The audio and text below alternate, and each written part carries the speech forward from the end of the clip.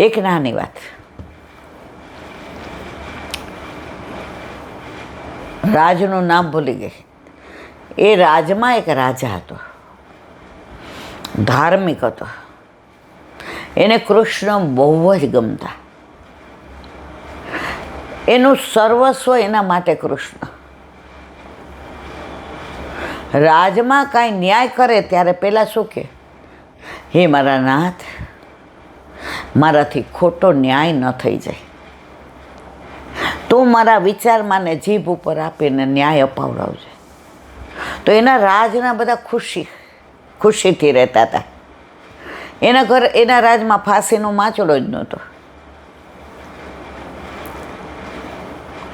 અને એની રાજની પ્રજા ખૂબ પ્રસન્નતા હતી. અને એના દાદા પરદાદાને પણ કૃષ્ણનું બહુ. એટલે ગામમાં એક એમણે સુંદર શ્રી કૃષ્ણનું સ્વરૂપ પધરાયું હતું. અને ત્યાં મર્યાદા માર્ગી રાજા હતો, પણ પ્રેમ કોને કરતો હતો? કૃષ્ણને જ. તો ત્યાં મુખિયાજી રહી, અરે પૂજારીજી. જો સેવા થતી હોય ને ત્યાં મુખિયાજી હોય, અને પૂજા થતી હોય ને ત્યાં પૂજારી હોય. એણે પૂજારી રાખ્યા. તો પૂજારીમાં એને જેવી રીતે રાજાના વંશજો રાજ કરે, એમાં પૂજારીના વંશજોમાં જ્યારથી પ્રભુને પધરાવ્યા ત્યારથી એમનું જ કુળ હતું. એટલે આ જેટલી પેઢીએ રાજા હતા એટલા પેઢીએ પૂજારી હતા. હવે રાજાનો રોજનો નિયમ કે ઠાકોરજીને સવારે માળાજી ધરાવે પૂજારીજી, અને બપોરે વળી કરે. એ વળી કરેલા માળાજી રાજા દરબારમાંથી નીકળે અને ભોજનશાળાએ જાય. એની પહેલાં મંદિરે આવે, દર્શન કરે, મુગટ ને મોજડી ને બધું રથમાં મૂકીને આવે. એક સામાન્ય નાગરિકની જેમ આવે.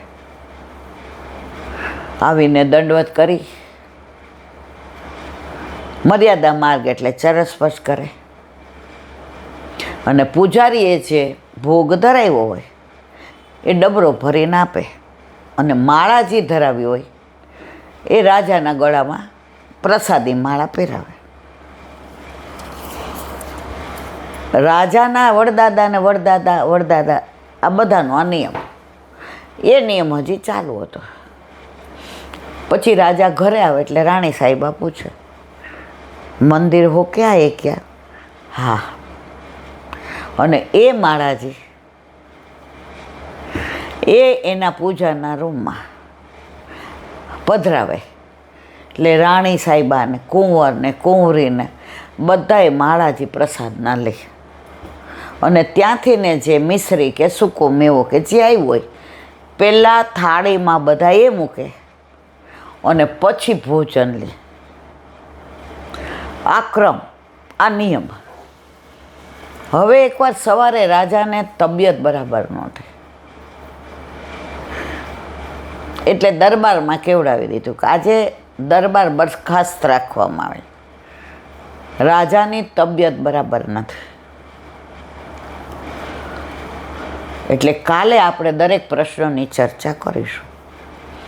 અને એક એના માણસને મોકલો મંદિરે કે પૂજારીજીને કહેજો કે અનોસર કરે એમાં મારી રાહ ન જોઈએ, પ્રભુને શ્રમ પડે. આજે હું દર્શન કરવા નહીં આવી શકું, આજે મારા શરીરને ક્યાંય ચેન નથી. એટલે સવારે કેવડાવી દીધું. એટલે પૂજારીજી કે સારું.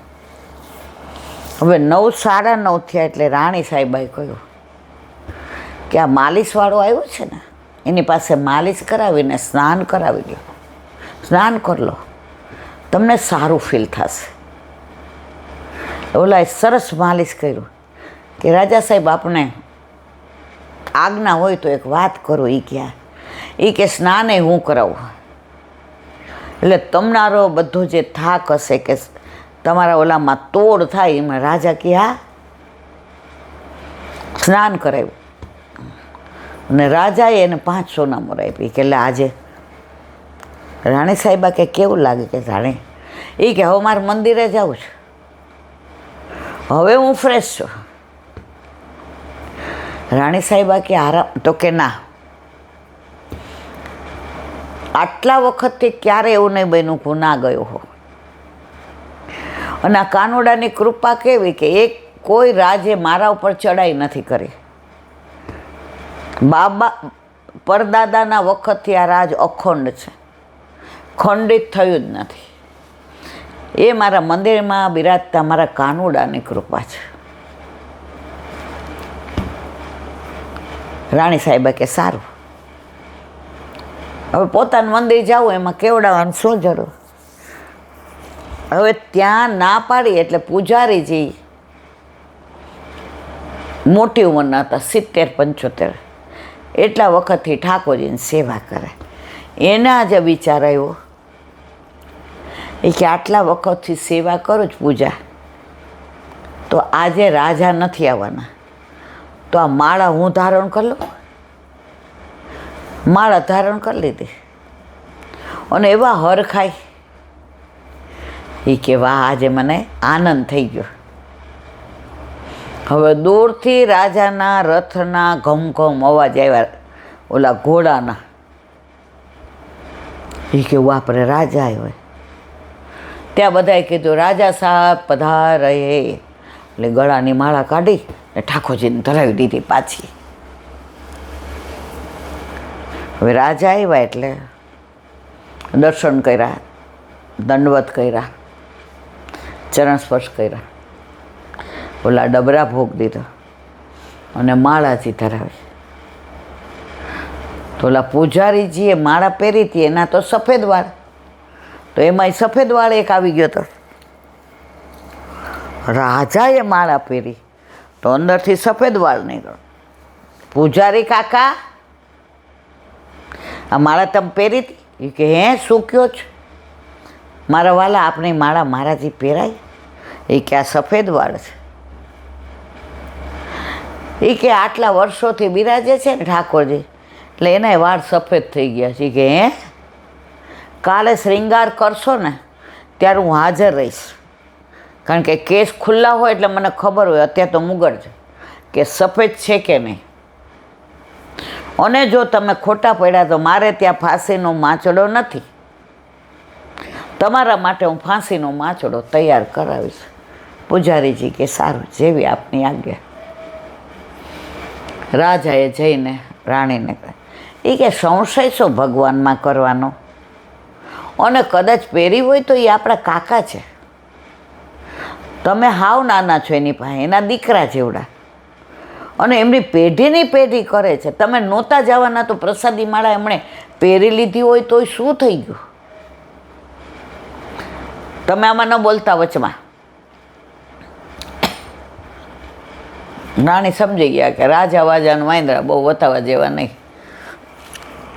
બીજે દિવસે ગયા, ચલો શ્રૃંગાર કરાવો, સ્નાન કરાવો. પૂજારીજી આખી રાત ઠાકોરજીને કહ્યું, 70 વર્ષમાં મારા વાલા એક દિવસ આપ મારા વિના નથી રહ્યા. હું એક દિવસ આપે મને માંદો નથી પડ્યો. હું કોઈના લગ્નમાં જાતો નથી, કોઈ વ્યવહારમાં પહોંચતો નથી. મારું સર્વસ્વ આપ છો. હવે મારાથી ભૂલ થઈ ગઈ એ પ્રતિષ્ઠા માટે, પ્રશંસા માટે કે કાંઈ અપેક્ષા માટે નહીં. પ્રસાદી માળા આજે 70 વર્ષે મને મળી તો હું એકદમ પ્રફુલ્લિત હતો કે મારા વાલાએ મારા ઉપર કૃપા કરી, મને પૂજાનું ફળ આપી દે. મારે પૈસા તો રાજા આપે છે, નથી જોઈતા, પ્રતિષ્ઠાય છે કે હું આખા રાજના મંદિરનો પૂજારી. મેં ફક્ત પ્રસાદી માટે મને સ્પર્શ થાય આપણા શ્રીઅંગનો.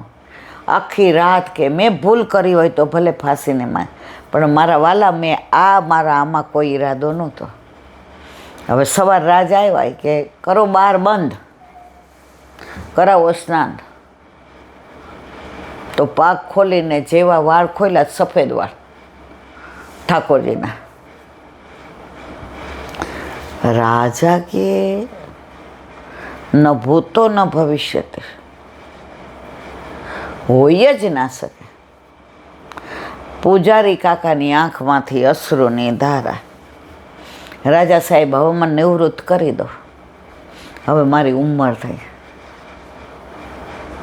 રાજા સાહેબે પૂજારીજીના પગ પકડી લીધા. કાકા, આ તમારા માટે ઠાકોરજીએ લીલા કરી છે.